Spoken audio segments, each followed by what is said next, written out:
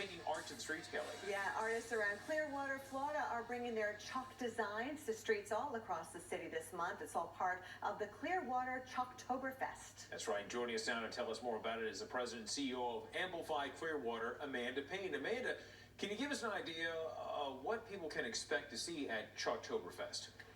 Oh, sure. So I have an example here behind me, but we have artists from all over the country flying into Clearwater. We have every weekend. We're participating all 5 weekends in different areas around the city.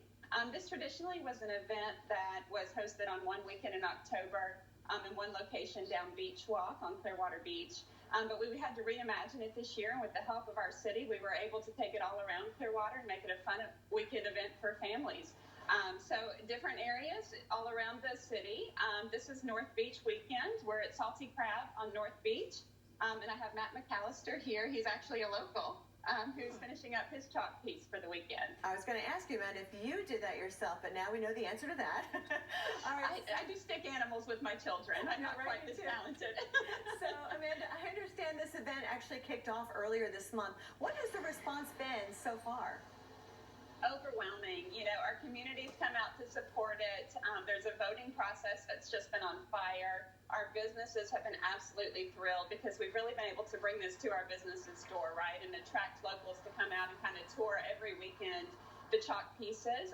We have between 6 and 8 every weekend, and they're hosted by our local small businesses. So it really brings the customers to their door, and it's something that they've been thrilled about. Now, Amanda, we understand that this is kind of unique in the sense that this is not just stuck in one location. The festival actually moves around to a different part of the city each weekend. Now, why do you move it around?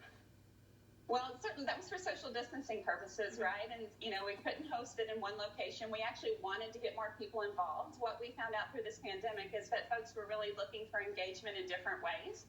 So we really wanted to engage our members and our member businesses in the activity in a way that we never had before.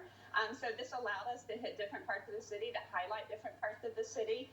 And I've said many times throughout this pandemic that out of chaos, opportunity arises. And this was our opportunity to really showcase all of these artists, both local and national, and showcase our local businesses as well. I love it. And it looks like it's pretty nice where you are right now. But is the event rain or shine? I mean, what happens to the art if it rains? Well, I'll tell you, there's been some Saturdays that we've been out with plastic and Gorilla Tape covering it up, right? I mean, there is a base that the artist put down that does protect it from the rain, obviously, but, you know, we want to protect it as long as possible. So early on in the month, we had a pretty rainy weekend, and we covered it as best we can as we could. And quite frankly, it lasted really well.